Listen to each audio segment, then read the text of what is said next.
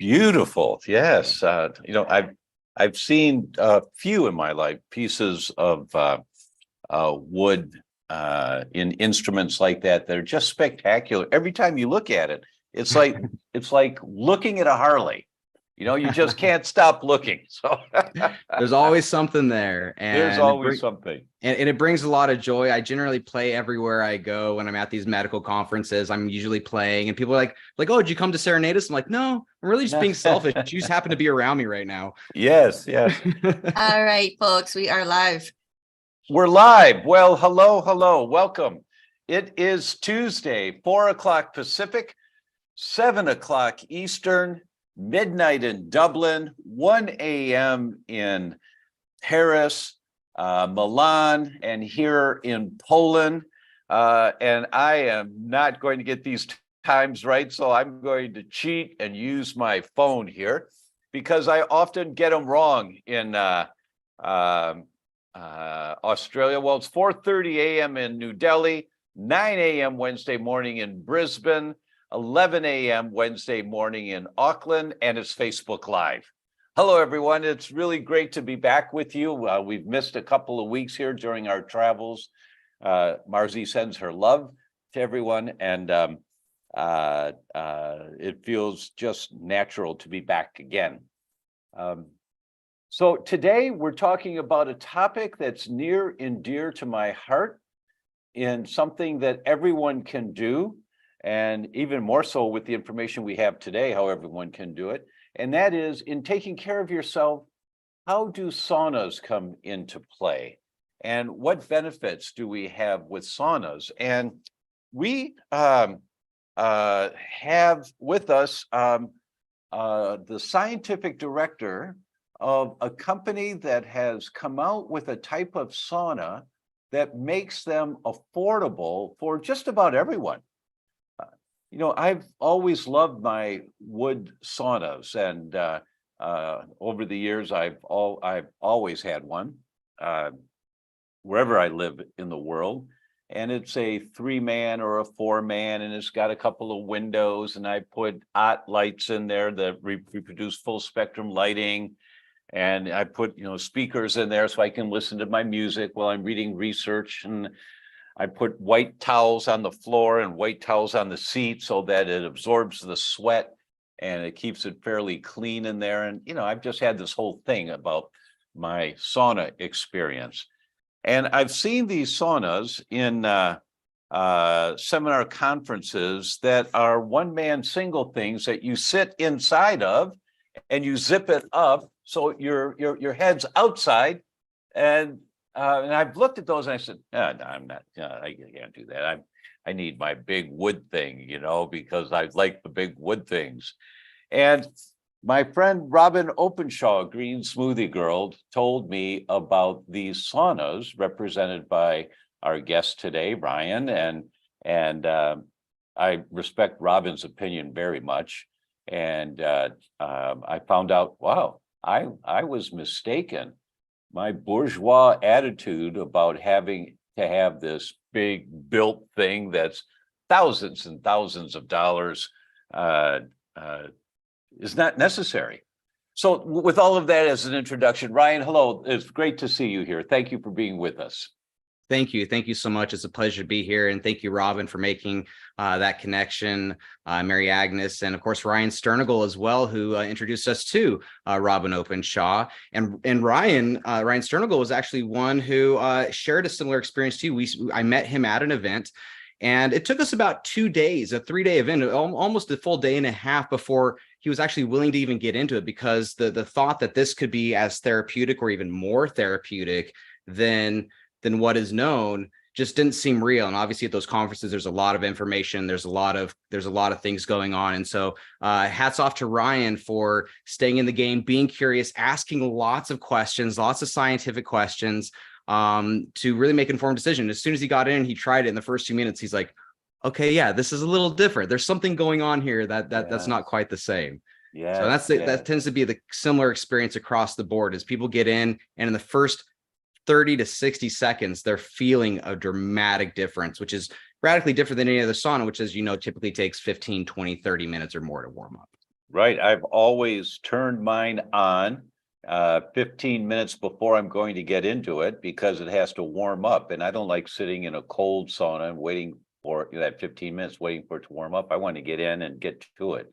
So I'll set it up and that's always been a bit of an annoyance, in terms of timing, but I've just accepted, well, that's what you have to do, right? So and Ryan Sternagel is just a wonderful man. I have such great respect for him. He and I did a webinar recently on a adaptogenic herbal product that's helped a lot of his people and ours called Cell Protect. And I think Ann can put the link in here to that webinar with Ryan because it was just a great event, and you get to see what kind of guy Ryan is. Just a square shooter kind of guy. Yeah. So one of the benefits to saunas is that it increases your body temperature. So I thought I'd start with that, just a little bit of background on why saunas are so important. And Ryan, I'll ask you in a minute to give us a checklist of some of the top things. But the one that I was reminded of before we started here is you're creating a slight fever in the body when you're in the sauna. And so I just want to dispel the myths about fevers right away. And I went back and I looked at, when this virus came a couple of years ago in early 2020, I did Coffees with Dr. Tom every day for 26 days, I think it was, and on a different topic every day. And I did one on fevers and how valuable fevers are to the human body, because the bugs that we're exposed to, whether they're bacteria or viruses, they are highly sensitive to temperature. And they love the human body because 98.6 is just an ideal temperature, or even a little bit lower is an ideal temperature for a lot of these nasty bugs to thrive in our body. And our immune system, when it needs to call up the reserves, so to say, and kind of give a kick in the pants to its components in our body, because they're not getting the job done, and there's too much bacteria, too much virus, your lungs are getting full, you're coughing, you're congesting. What our immune system does for a kick in the pants is it turns on a fever. And it's a kick in the pants to the get out there and go to work. Come on, let's go. And so when you get a fever, a slight fever, what happens is you're creating a very hostile environment for invaders in our body, and you kill them. And many bacteria and many viruses have such a sensitivity. You kick up your temperature 2 degrees, 3 degrees, and you clean up a lot of the invaders. They just can't survive in there. And so we've always counseled our parents, or since the day I came into practice, for their children, and for the parents, but especially for the children, a slight fever is a really good thing. And having a fever up to about 103.5. At that point, if you hit 103.5, time to bring in some help. Time to maybe use a little medication. Although with my kids, I never did. But counseling, just in general, if you don't have a doctor you're working with hand in hand, at 103.5, 103.4, fine. 103.5, time to bring in some help, maybe some anti-fever medication, whether over the counter or prescription. But if you have a fever 101, 102, great. It's a good thing. You're actually exercising your immune system. So Ryan, my first question to you is, with these types of saunas, what kind of internal body temperature do we see is possible to when you're in there for a while? Yeah, so that's actually what makes us so radically different. If someone asks us, what makes us different, I can talk about wavelength of light, dosage, and intensity, and get off into the specifics. But really, what does make us different? Because all saunas are good saunas, right? There's no such thing as a bad sauna in the market. There's lots of different experiences and ways to enjoy them. So I just want to be very clear about that. But what makes us unique in the value of this in conjunction with other sauna modalities even is the fever state that it can produce is higher, the thermic load on the body. Now, what's interesting is I got the company to invest a significant amount of money into doing a pilot study so we could look at that, look at the internal body temperature, but also look at the physiologically what's happening in the body to not only the heart pressure, but the aortic valve. So the scientist I hired had like a $30,000-$40,000 machine to look at the aortic valve flow meters and look at the vascular structure to find out how are we lowering blood pressure so significantly while exercising the body. Because we also found in that same study that it's that fever, it's not only creating a harmful environment for external threats for viruses, bacteria to reduce that bacterial load, it's actually increasing oxygenation to the soft tissue of the body, the skeletal muscle oxygenation rate, SMO2, by 40% in a 20-minute session. That's a significant increase of oxygenation. And the presence of oxygenation is the absence of disease in many cases. And so what we found is that I was really excited to find that even though we're producing a stronger fever, and I'm not going to mention the competitors, but we did look at a number of competitors and they produced wonderful fevers. They produced wonderful things, but no one came close to us on the thermic load in the body. Having your head out actually allowed the body to dissipate some of the energy.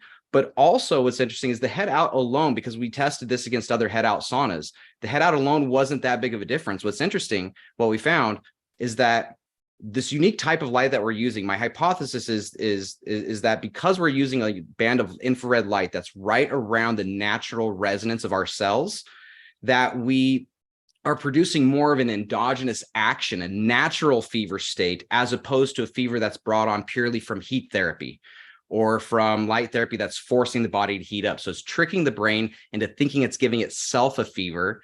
And the evidence of that is now we're seeing in this pilot study that we're going to be doing as a much larger study now that we plan on getting, getting peer reviewed and going through the legitimate process of getting this into a journal, showing that what happens is that the heart and the valves around the heart, the valves become more pliable, and it increases the coherence between the heart, the valves, and the vascular structure around the heart. So the heart doesn't have to pump as hard to get a significant amount of blood volume going because the valves are actually working with it. It creates one systemic thing.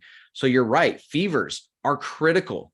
Fevers are absolutely critical, not only for the harmful invaders, but really what fevers are doing is they are activating not just some, but all internal healing factors on a bacterial viral load level, on a metabolic waste load level, on a cellular level, and then on a systemic level across all the organs of the body. It's a whole body, whole organ exercise, as opposed to just exercising your muscles. We're literally exercising the organs of the body, the systems of the body, the lymphatic and everything, getting them to work and collaborate better together. So what that meant is we're actually seeing, even though we're producing more body heat and more of a fever state in the body is able to actually work with that heat more effectively for that load. But we are absolutely getting people into 2 to 3 to 4 degree temperature raises on a regular basis, and simply 2 to 30 minutes.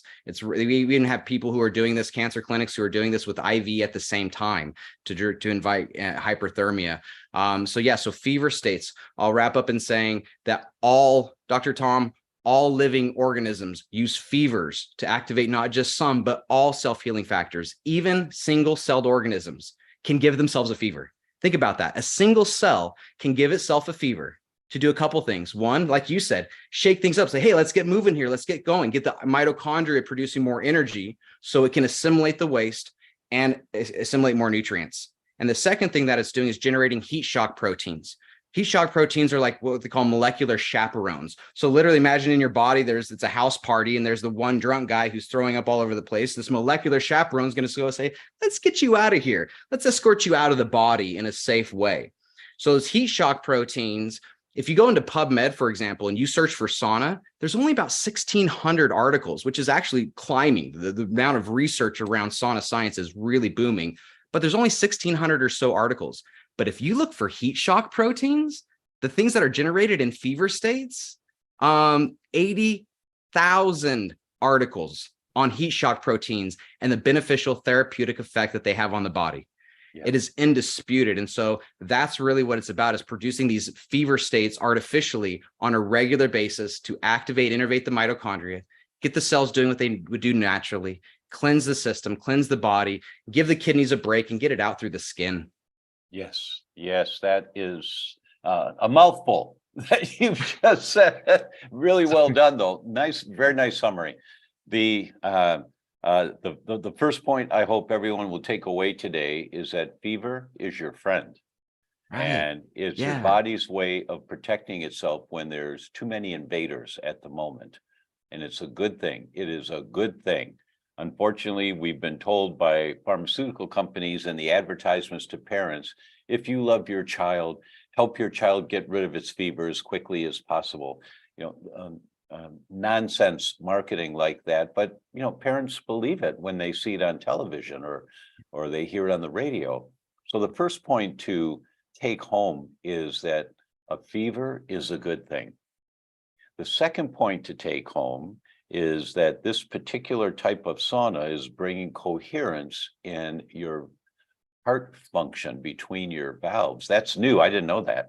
And one of the biomarkers, one of the gauges on the dashboard of your car, in the gauges of the dashboard of your body, one of the biomarkers that is so useful when looking at what lifestyle things can I do that are going to help me long term, measuring your heart rate variability, how well the heart is working. Is it in sync? Is it working smoothly? And there are these subtle little measurements that you can't tell. No, my heartbeat's okay. You can't tell heart rate variability, but now we have all these smartwatches and monitoring devices that we can wear, rings, Aura rings, things like that, that will help us look and see, is our heart rate variability a little bit off or not? And one of the things that helps to balance heart rate variability, which means how well does your heart adapt to what's going on in your life around you? I mean, do you flow easily with the minor amount of stress you have in a day or not? And those are subtle markers of your overall cardiovascular health. So if we are bringing a synchrony, a harmony between the valves of the heart, that is a crucial component of increasing heart rate variability function, so that your body is more adaptable and doesn't take on such a stress about the stuff that's going on in life. So that's another benefit to saunas that I didn't know about in terms of valve and balancing out our heart valves. And I see that consistently, even short interval sessions in the sauna. I do lots of these little demonstrations at these medical conferences with doctors, and lots of them are wearing Aura rings and Whoop straps and these different devices. And what I'm seeing anecdotally, again, I'm bringing more regimented science to the table, but anecdotally, what I'm seeing so far is consistently across the board, in 5 to 10 minutes without sweating, we're seeing a bump in heart rate variability increase between 30 to 60%, usually averaging around 40, 50% with just 5 to 10 minute sessions with clothes on without even sweating. Wow. Oh, that's impressive. That's really impressive.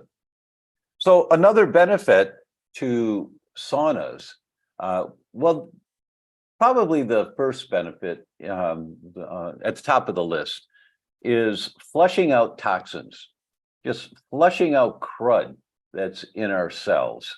And that's an important thing that people don't think about very often. But the world we live in today, if you live in a city, you're breathing air particulate matter all the time.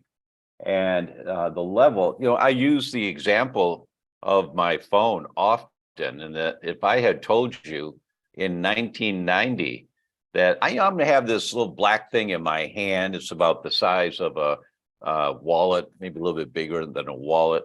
And if I just push a couple of buttons on here, I can tell you within 5 seconds that the air particulate matter in Spiazzo, Italy is 3 right now. That's really good. Good day to exercise outside. Really good. Chicago's 49. That's still okay. And most of the US is okay right now, but Costa Rica is at 55. You don't want to go on riding bicycles today outside. In other words, I've got the Encyclopedia Britannica in my hand, and I can tell you just about anything I want in 10 seconds from around the world once I know how to push the buttons properly. If I had told you that back in 1990, you would have thought I was a nutcase and I'd been watching too much Star Trek, that it just didn't seem possible that something like that could occur, in such a short period of time. Technology improves. And what we're talking about here with saunas is that the technology has improved to the point to where you don't have to spend $5,000 to buy a sauna anymore to get the health benefits. Now, personally, I probably will still use my wood sauna, the big box, because I like to read my articles in there. And if I'm inside this zipped up thing, I can't do that. That I won't be able to do. So I personally would use both. Go ahead, Ryan. I'm not actually going to dig on doing both because both are a good experience, but we actually have handholds on those outside. Most people don't, they kind of blend in with the fabric. So there are zippered handholds. So you can be on there, or as my kids call them, switch holes, because they're in there playing the Nintendo Switch. Yeah. Right. Priorities, whatever the priorities. Well, I'm glad to hear that. So, well, good. All right. Well, that makes a big difference, because my wood sauna is at my friend's back in Southern California. When we moved to Italy, I didn't bring it with me to Italy. And so this portable thing, this one is portable. This one you can move around. It folds up, I assume, so that it's pretty easy to move around. Yep, everything fits into a little travel bag. The comes with a foldable chair. It all weighs about 20 pounds or so without the chair. So it's amazing. It's just the tent itself, which has like a silver lining in the fabric, makes it a little mirror box basically to bounce the light all around you. It just twists into like a sunshade, and so it just fits in this little clamp thing. The generators slide together, and you just take the chair out, fold it up, twist it shut, put the generators in there, zip it up, and 2 to 4 minutes, you're done. Marvelous. That's really exciting. And I think when I was back in Encinitas, I was doing the sauna at least twice a week, at least. And after a few years, I would do it maybe once a week, and sometimes I'd forget, do it once every 2 weeks. But after you've done it longer period of time and you've flushed out a lot of the accumulated debris in the body, you don't need to do it as often. But to begin with, probably I would suspect a couple times to 2-3 times a week would be safe. Are there guidelines that your company recommends with this type of unit? Yeah, well, the guideline is just to be aware that the only 2 real contraindications, aside from the longer you're in, stay hydrated, right? If you're doing 20, 40, if you're doing longer sessions, keep hydrating. But other than that, since we lower blood pressure, the Mayo Clinic does not recommend traditional saunas for people with heart conditions or cardiovascular issues because of the stress it puts on the body, but they do recommend infrared saunas because they tend to lower blood pressure. So ours does quite significant, quite healthily. So if you have high blood pressure or low blood pressure already, then just be aware of being lightheadedness. And if you get a little lightheaded, that's your time to turn the timer off and you're done with that little session. And you've exercised your vascular structure to help you stabilize it over time. The only other contraindication or something to be considered of is that this is without a shadow of a doubt, the most detoxifying sauna on the market. So if you are someone with severe case of toxicity, lymphedema, mass toxic exposure, with like any detox protocol, you can detox too fast. Mm-hmm. So if you've got a major issue with mass toxicity, you want to kind of stage your time in, spend 5 minutes on with your clothes on, spend 10 minutes on with your clothes on, work your way up to a 15-minute light sweat. By 20 minutes, you're sweating deeply. And then just kind of allow your body's natural innate adaptability to kind of kick in and slowly detox that out of you. That's the only real consideration, because you're right. I basically diagnosed the world with garbage body. That's what we're dealing with. We've got garbage body, Dr. Tom. We've all got it, from the metabolic waste that's created from our days, from the environmental waste, from all the things that are there inside us. We just need to get that stuff out. And so again, it's giving our body the chance to sweat and get it out of the skin. And it is a different sweat. Talking about getting this out of the body, it is a different quality sweat. Anybody who has one of these relaxed saunas, or you get one, you can put this to the test. It may sound gross, but you can literally go exercise, collect your sweat, look at it in a cup. Sit in a normal sauna, collect your sweat, look at it in the cup. Sit in here, collect your sweat and look at it in a cup, and you will see the difference. It's milkier. There is stuff in it that is just not present in the other saunas, because when you're in a deep state of parasympathetic response, your lymphatic is moving a lot faster and the tissues are all moved up, and you have those heat shock proteins produced at that level from that natural fever state. Your body is literally just purging out those pores. That is such an incredibly important concept. And there are degrees of detoxing. And this is the saunas, in my book, have been an entry degree of detoxing. It's something that you're having to do. You're putting some effort out, some time. You've invested in some equipment, and it's an excellent way of starting to get the more surface level of toxins that have been accumulating underneath your skin, in your muscles. It's a great way to get it out. Then, as you have been doing this for a while, somewhere down the road, you're mobilizing more, and the deeper levels of toxins, because your skin is a huge elimination system in the body. We have 4 elimination systems that I can think of offhand. First is our bowel movements, moving out the fiber and stuff from what we eat. Then it's our kidneys filtering and our urination getting out. The third is our sweat. The fourth is our breathing, our air, our lungs filtering out some of the toxins that have accumulated in our body. Everybody knows what bad breath is, and everybody knows that if you eat too much garlic, you get bad breath, right? And so, but there are 4 basic pathways of detox, and the sauna is a very safe way of detoxing, as long as you learn how to do it properly. And as Ryan said earlier, you start slow, you just kind of pick up pace a little bit over time. It might take you 2 months, 3 months before you're in it for 30 minutes at a time, 3 times a week, but you feel really good afterwards. But it might take you a few months to get to longer. Who cares? We're talking about the rest of your life. Right. It's helpful. It's helpful that it's addictive too. It just feels so good. I mean, that's the thing, is like getting people, it turns out feeling good is quite addictive. That's great. That's a great one. It's helpful that it's addictive. And I would agree with that. There's a feeling of freshness, I guess I would use that term. I feel more fresh after a sauna. But there's different degrees of detoxing.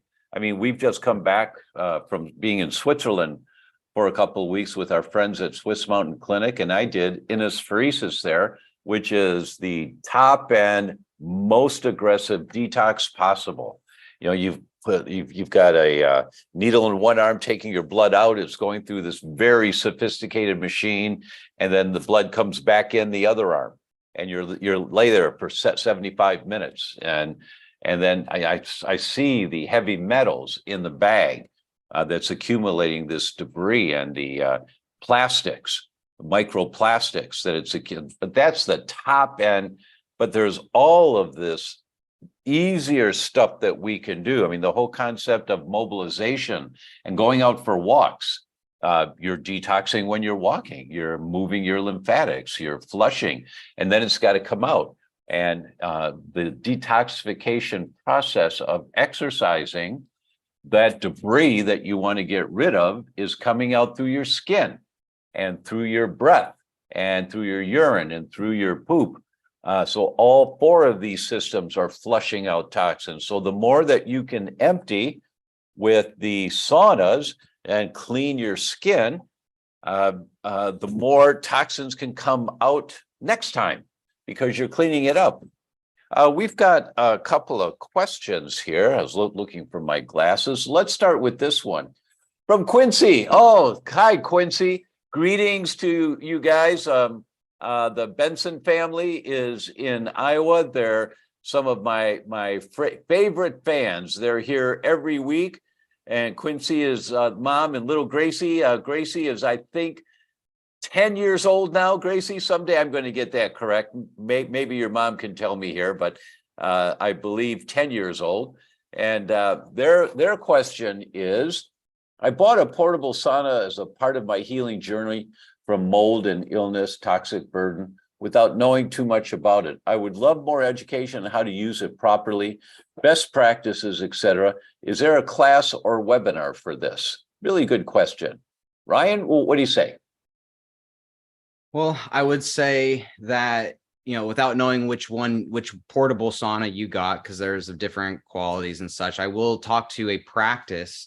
Something that anything that anyone can do is to, of course, make sure that you are well hydrated, not just in the moments beforehand, but earlier in the day. Like, really work on your hydration game. If you have access to structured water machines, maybe add some fulvic and humic minerals. I'm a big fan of Shilajit.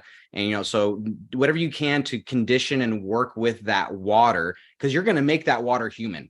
Right. So this is what's going to be coming into you to become a part of your next cells. So the more that you can do to put some emphasis on the water that you're consuming in the day and hours prior to your sauna session, the more effective it's going to be. The more water you have, the more there is to vibrate and resonate with the infrared light, as well as work off the heat if you're using a traditional sauna. So hydration, hydration, hydration. And then other than that, everyone would benefit from, as you mentioned, the fourth elimination pathway of the breath. Everyone would benefit from a little bit of breath work. So there is such a thing as inner fire breath work. Where you raise your core body temperature. Wim Hof popularized his version of inner fire breath work. The guy who can melt snow literally by sitting in it, and, climbed Himalaya mountain, like hiked it in bare feet kind of thing. Silliness, but it's that effective. Well, he wore boots, but he wore shorts. That's right. That's what it was. Shorts, yeah. Shorts and a tank top. Yeah. This guy climbed the Himalayas. He's a monster. He's a monster. But go ahead. So I use that to just demonstrate it's this effective. Like, inner fire breath work is real. Yeah. You absolutely can do that. So the more that you can do that in conjunction with your sauna experience, you're going to amplify any sauna. Doing that breath work inside here, in 20 minutes, I've gotten a 60-minute sauna session done in 20 minutes by doing inner fire breath work at the same time. And then, of course, afterwards, making sure that you can do a little bit of rest cycle afterwards. Don't just get out of the sauna and go straight to work. You straight to activity. After you get out of the sauna, that'll be my last tip to amplify your sauna experience, is to, after you're done, shower off, rinse off, but then give your body a solid 10, 15 minutes or so to just be at peace. Feel your body, because your body is basically triggered this rest and repair cycle. So that'll help you kind of come out of that rest cycle, and you're going to feel your natural energy kind of climb afterwards. So that little bit of rest afterwards is going to help your body just kind of renormalize, finish up its repairs, and amplify the self-healing experience. Those are very valuable recommendations. Way to go. Way to go. Those are very valuable. And in terms of that inner breath work, there are a number of videos on YouTube for Wim Hof and that type of breathing. So it's not difficult to find that type of, and it's not Kundalini. Kundalini breath work is right. That kind, and you don't have to get all crazy with that kind of breath, just very focused and slower, but conscious breathing can help a great deal. It's a really good point. Thank you for bringing that up. And in terms of the mineral replacement, that's a critical component for people who are doing saunas regularly, which is a very good thing to do.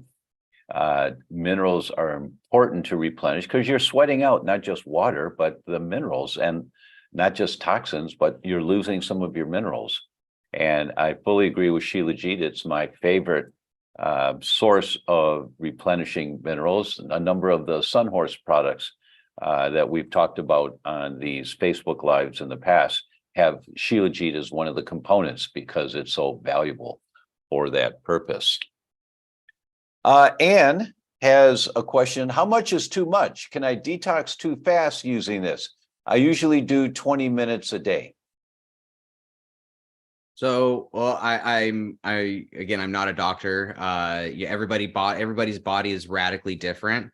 Yes, you can detox too fast. That's why I just highly recommend. I know that, that might fly in the face of, typical of the marketing languaging. yeah. You might not hear it from other people, but I'm going to tell you outright, you absolutely can detox too fast.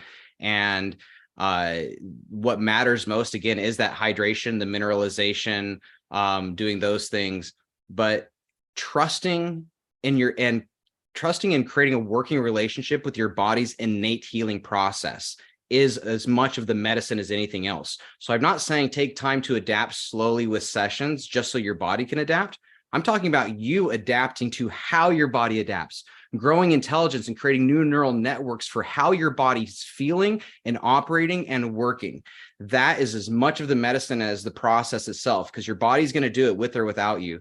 The more awareness and consciousness you bring to that adaptive process of how you feel during these different interval sessions, it will absolutely, no matter what sauna you have or what health experience you're doing, it's going to help you become a better student of your own body.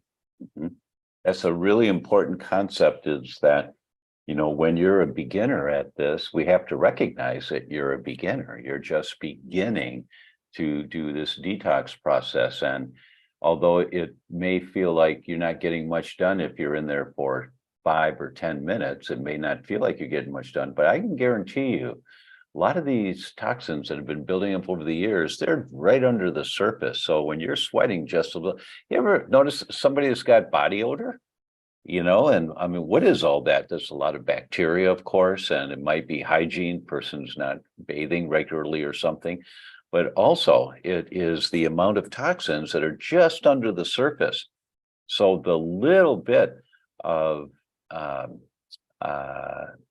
sweating that's done when you're in a sauna for 5 minutes or 10 minutes may be more than enough, because your body's not really used to this. And you don't want to get real aggressive. You're in for the long term. You're in for the long haul. So, as is true with so much of reversing dis-ease and disease, baby steps, base hits win the ball game. And so you just have patience and you just do it slowly, and you make sure to set yourself up for replenishing, hydrating earlier in the day and replenishing minerals, and then hydrating afterwards and resting for a few minutes afterwards. Every health spa that I've ever gone to always has you rest after you come out of a sauna. Always. They don't just say, okay, the showers are over there, we'll see you afterwards, right? Please sit down for a few minutes. They usually have a nice room to sit in, lazy boy chairs, with towels on them or something, and nice music playing in the background, and maybe they bring you some tea or something like that. Maybe you can get your husband to bring you tea when you come out of the sauna. If you get that down, you should have a seminar for people. Then they'll say, tell me how you did that. How did I get that guy to do that? Yeah. And I actually have a really important point on that, is that, you're saying, I mentioned earlier, heat shock proteins. Heat shock protein 70, or HSP 70 for short, is one of the shock proteins that is so very well researched, and it's actually generated from even modest heating of mammalian tissues. So, and without sweating too. So 5 to 10 minutes, you may not even sweat. Leave your clothes on. Most people don't start sweating until about 8 to 12 minutes. So even without sweating, you are still, in that short amount of time in our sauna, you're activating the parasympathetic nervous system. You're lowering blood pressure, moving the lymphatic, beginning the oxygenation of your tissues, and innervating the mitochondria themselves, producing more energy, structuring the water in your body, jiggling the water so you have much better, cleaner, smoother plasma, less rouleau. So all those things are happening in those first few minutes, even before the sweat begins. And then you just get out. Sorry, brain, I'm not actually giving myself a full fever right now. But just doing that is enough to generate those shock proteins, do everything I just mentioned. And now you're going to eliminate from your breath, from your bowels, and from your urinary tract, you will eliminate more heavy metals and toxins, microplastics, because of the heat shock protein generation alone, not to mention the mobilization of everything else. Really good points. Very good. Jane has a question. If she's on Zoom, if you're someone who is hypersensitive to heat, high summer temperatures and hot rooms in winter, for example, could using a sauna improve your ability to cope with heat? And would it be safe to try? So there's a difference between heat versus light that generates heat. So if you go into a hot room, for example, it's not the same feeling. If you go on a winter's day, even if you go have all these layers of jackets on, you can still feel some of the sun coming through the thick jacket and warming you up. Even on a cold winter day, the sun's ability, because that jacket's blocking all of the visible light, all the near and most of the mid, it's mainly the far infrared light that's going through deep enough to vibrate the water in your cells and create heat from the inside out as opposed to outside in. So heat sensitivity is different than light sensitivity. So people who are heat sensitive end up loving this sauna because, again, it's a different kind of heat. I love when the people are like, oh, I don't want to sweat. I don't want to get hot. I don't like being hot. And they get in there and you see them like, oh, that feels like a warm hug. Yeah, it's a different kind of heat because we're the only ones that we're patented in 4 countries to exclude all of the infrared spectrum except that tight band that's right around our natural resonance. And that's what goes deeper into the tissues. It goes up to 4 centimeters. So we're looking at 1.5 inches to 2 inches deep into the body, deep enough to hit bone in a lot of cases, vibrate the water in your bone, innervate everything from that level. And I'll wrap up that analogy in saying that, again, it's a different kind of light by using nature as an analogy. If we look at nature, we learn so much. Turtles, they bury their eggs 2 inches under the sand. That blocks all the near visible light, UV light. It's, again, that far infrared waves, these particular types of waves that go that deep through the sand to vibrate the water, innervate the mitochondria, get the cells jiggling and moving, and make that little turtle possible without the parent's presence to warm up the egg. So even chickens exude mainly far infrared to warm up their eggs. This is literally the bandwidth of life. So it's a very different sensation than just heat or full spectrum light at this intensity. That's why there's no warm up time with us. I don't know if you know that, but that's why there's no warm up time in our sauna, because we can provide such a higher dosage of energy than any other infrared can. They would create overexposure if they were providing the level of energy that we are. That's why they need 10, 15, 20 minutes to warm up, because if you were to get that level of energy in full spectrum, it wouldn't feel good to the cells. It would trigger something else. Well, that's great to know. I didn't know that. And I love it when I do an interview and I didn't know that. And that's great. Thank you so much. That's really great. Logan has the question, when is the best time to use it? Time of day? Is it okay to take a cold shower afterwards? Yeah, so the only contraindication between saunas or heat contrast therapy, which you can Google online to check for yourself, talk with your doctor, is if you're in a fitness state, yeah, you can jump from, it's much easier for your system to jump from hot to cold. As Dr. Tom was mentioning, your heart rate variability. So if you've got poor heart rate variability, stressing your body, but sure, it can increase vagal tone and do wonderful things having contrast therapy. But again, it's going to be taxing on the system. Is your system in a state to be taxed right now? It's like asking somebody to lift a 300-pound dumbbell when they've got atrophied muscle and they've never lifted a dumbbell on its own, right? It's just not going to work. And so that's the only consideration there. And that is just, again, staging it up. And then does that answer the question? What was there? I think it does. In terms of time of day. Time of day. Morning, afternoon, evening. So when we wake up, we have a natural rhythm that produces our first cortisol spike, our first stress hormones in that first 60, 90 minutes of when we wake up. So that's they call it the stress hormone and the belly fat hormone, because it's a human growth hormone. It's the get your butt up out of bed and do something with your life hormone. But if you don't, you've got a ton of free floating cortisol in your system looking for a stressor, looking for someone to cut you off in traffic, and you go, as opposed to just, what's your problem, buddy? So if you can, so right in the morning, if you can, wake up, do your little thing, do a little sauna routine and maybe do a little 5 minutes in the sauna to warm up. then do a little bit of a jog, do a little bit of exercise, burn off, provide a little bit of stress to the system to burn off and work with that cortisol healthily, so that cortisol can do the repair work it's supposed to do instead of going to your belly fat.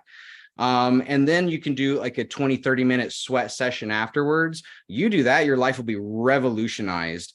But other than that, at night, it helps even in the morning, it's going to help to produce intracellular melatonin. So it will help you sleep better at night, even if you do it in the morning.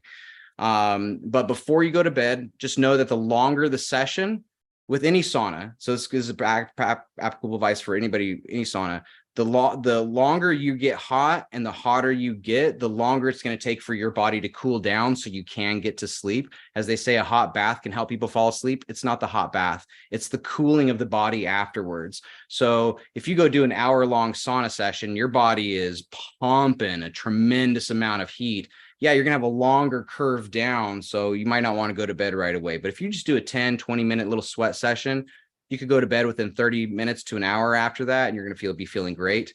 And then the last thing I'll say on that is, aside from that, my preferred protocol, if I could wave a magic wand and have everybody in the world do one thing, it would be use this sauna for 4 to 5 minutes, 4 times a day. Our bodies are not designed, mitochondria are not designed to run all day long. And that's what our culture does. That our society has us running all day long. They're designed to work in what are called ultradian rhythms. So as opposed to circadian rhythms, ultradian rhythms happen many times a day. So the REM cycle, for example, 90 minutes of deep sleep, 20 minutes of light sleep, 90 minutes deep, 20 minutes light. But when we wake up, our body doesn't want to stop that pattern. It just flips. It wants to do 90 minutes performance, go, go, go, like I mentioned earlier with cortisol. And then it wants to do 20 minutes of rest and repair, 90 minutes performance, go, go, go, 20 minutes rest and repair. If we're not allowing our body to go into these rest and repair states throughout the day, we are building very real metabolic burden. We are accumulating environmental waste, metabolic waste, doing real damage that's not getting repaired. So by the end of the day, we feel like junk. We've got real garbage body, tons of damage, tons of inflammation.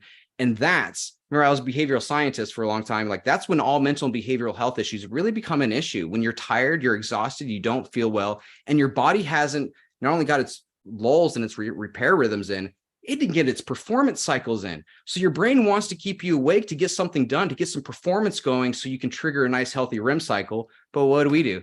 We watch more Netflix, we drink more, we smoke more, we do all these different things to try to get some life eked into this little bit of hours. And that, of course, jacks with our REM cycles. And we wake up with a higher resting heart rate because our body says, not this again. So if we just did these little 4-minute cycles on a regular basis, within 28 days, you'd completely reset your autonomic nervous system, your digestive system, your detoxification system. And more importantly, your body would be working with its natural energetic rhythms, and you'd be so less dependent on diet, food, different things for energy throughout the day. That was a very sophisticated answer. Well done. Well done. Thank you. I hope it's not too much. I hope it wasn't too much. No, but it's the platinum level of using a sauna. I'm really happy if people will use a sauna. But what you've just described is the top end of how to use a sauna in a very healthy, safe, effective, results-oriented way. And that's something that most people would never think of or allocate the time for. So if you don't have to do that, you don't have to use a sauna 4 times a day. But if you did that, that's like, wow, you want results? Give me 30 days of that activity, doing it 4 times a day, 3-4 times a week. I mean, realistically, most people can't allocate that every day because they're going to work and things. But do that for 28 days and just notice how your body feels. You've got a different functioning body.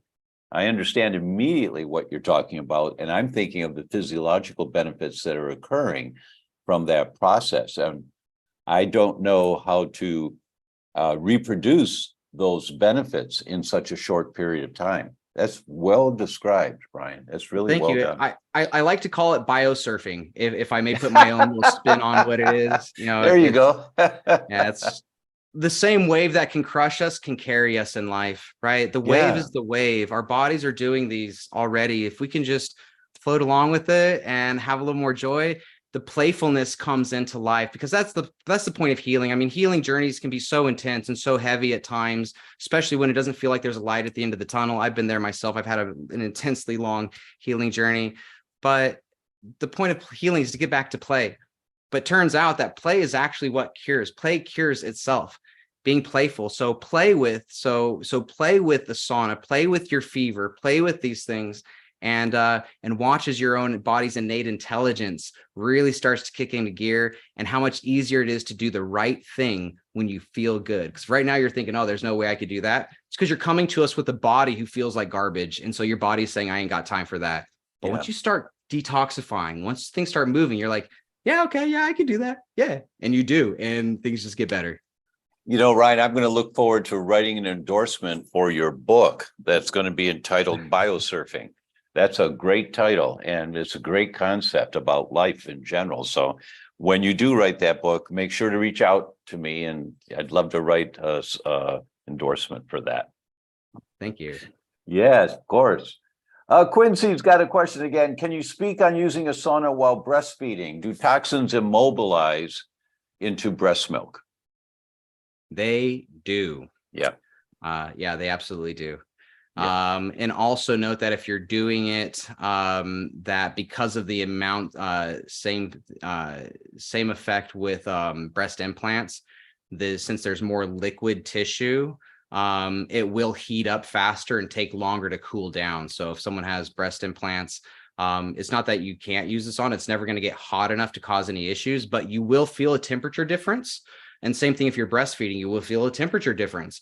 That difference in temperature can be perceived as pain if you're not playing with it, if you're not aware of it, if you're not familiar with that sensation. Your body can say, what's this? But you feel, ow, right? So it can register as some kind of painfulness for some. But again, just being aware that it's just temperature differences can actually alleviate that pain once you're aware of why that is. So if you are pregnant, there are some studies on pregnancy in there as well. I would, again, consult your doctor as always, but I would say that you're generally safer with having intermittent saunas, smaller, shorter sessions, so you don't overstress your system.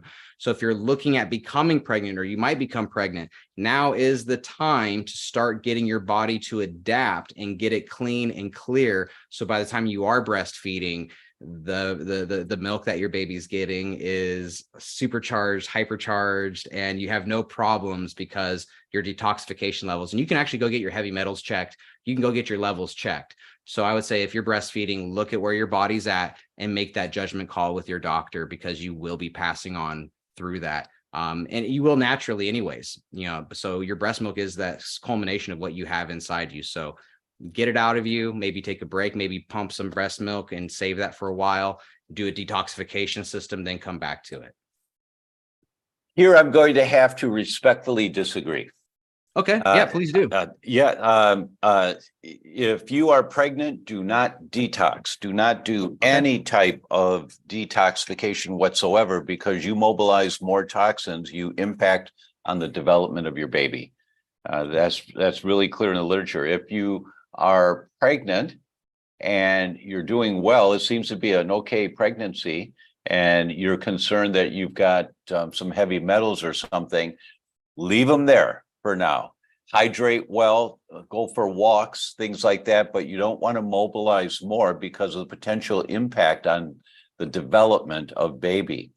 And if you're breastfeeding and you're thinking about detoxing for the first time, we never recommend detox protocols with breastfeeding, because you would mobilize more of these toxins into baby, and the impact of a milligram of heavy metal in an adult is much, much less than the impact of a milligram of heavy metal in an infant.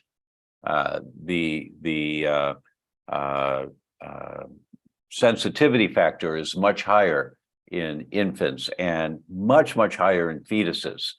We just have to, and I'm writing a book on this right now, and I've collected over 300 articles so far. And this is a topic that I'm just starting to write about now, is detoxing during pregnancy. Wow. And you just don't do it. So what I'm hearing from that, just so I can clarify for myself first, thank you for sharing that. So it really emphasized the need to, if you're planning on becoming pregnant, making sure you're doing the heavy work to detoxify now. Critically important. I wish I could speak the language that women of childbearing age would hear. And that's one of my goals, and my staff knows that's one of my goals, is the 20-somethings and the early 30-somethings, that age when most women, if wanting children, are going to get pregnant. They need to detox before they get pregnant, because they've got 25 or 30 years of accumulated debris in their body, the phthalates from nail polish that are in your bloodstream in 4 to 5 minutes. I mean, all of this stuff that's accumulated over time in their bodies. And I'll give you one example of this, and those that follow us have heard this study before because it's so shocking, that they took 346 pregnant women in Chicago in the 8th month of pregnancy, and they collected their urine and tested it for phthalates, chemicals used to mold plastic. And they tested 5 phthalates. There are many, many more. They just tested 5, including BPA, the one that we've heard about with water bottles. And they put the results into fourths, the lowest, the next, the third, and the highest.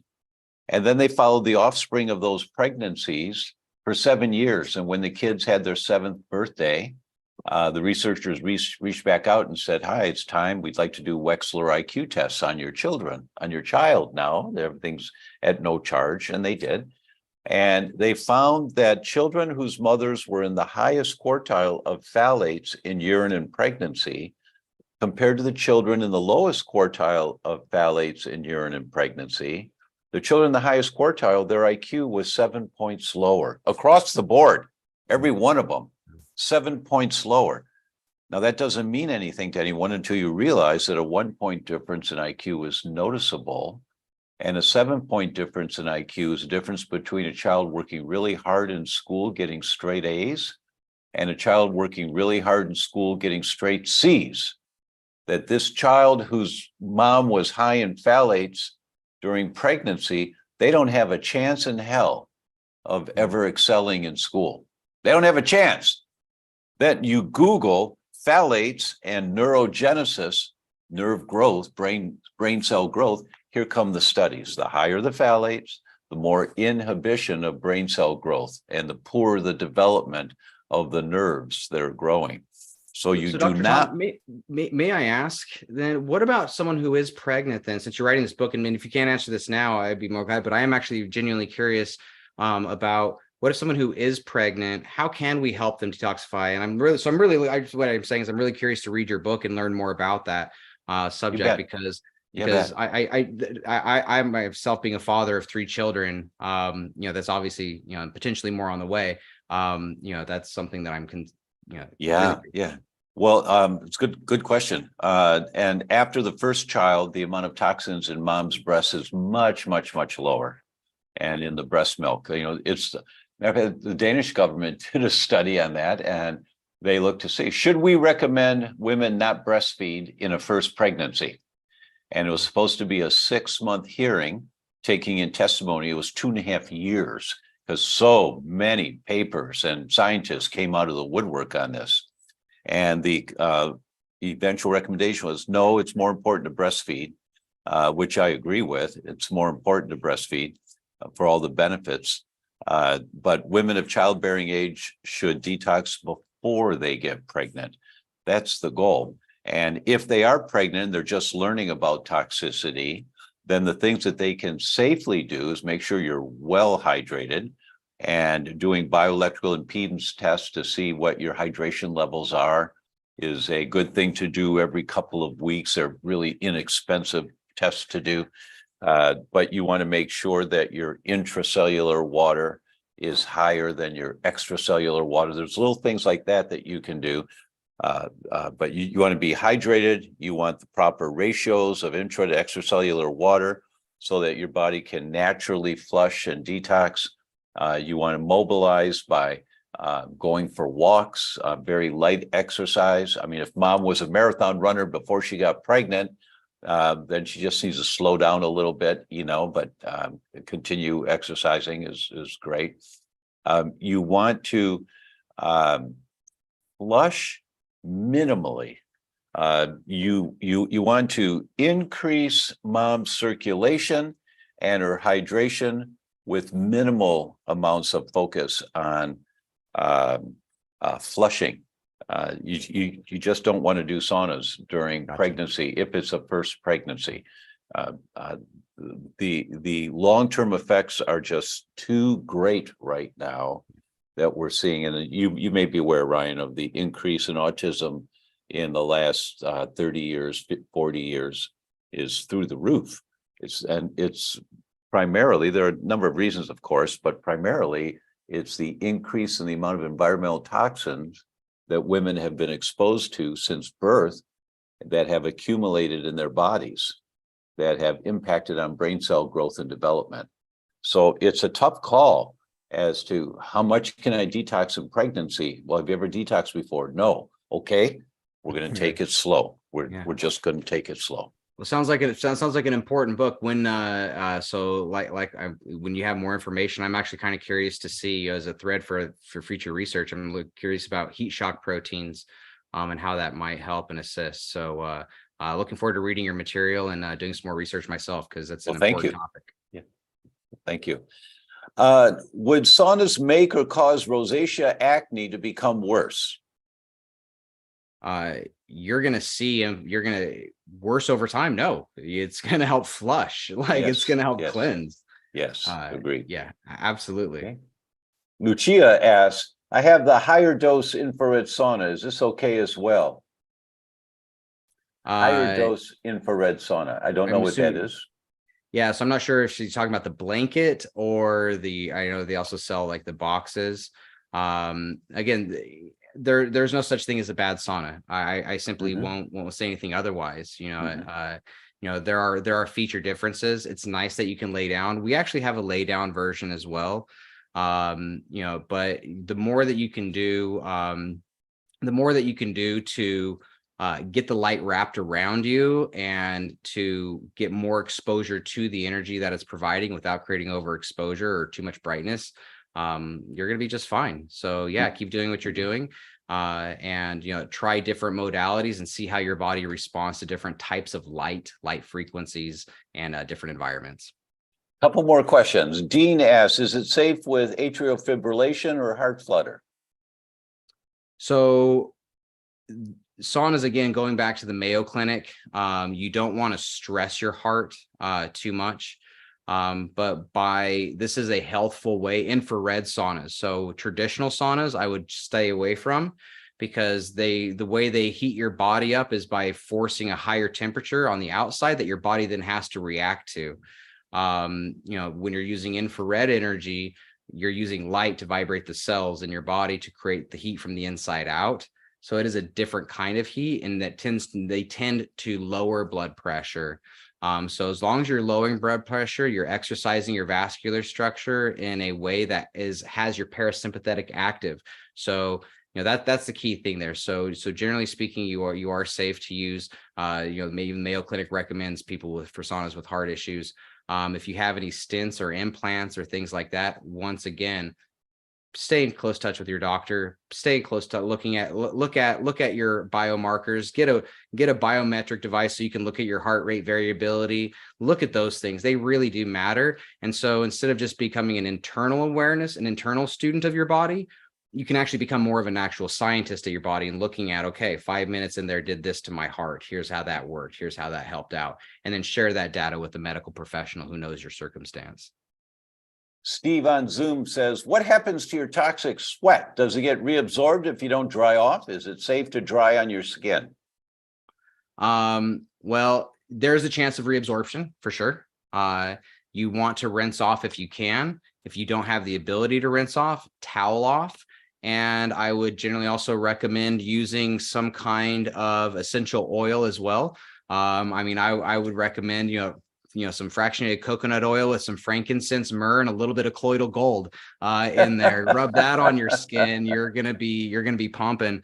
But for those with rosacea and some of these other skin issues, real fast, one of the other tips that I have for this is when you're in the sauna and you're sweating, to help your body purge more, you can actually take your hand and rub it on your skin lightly. The ridges in your fingers are a natural loofah.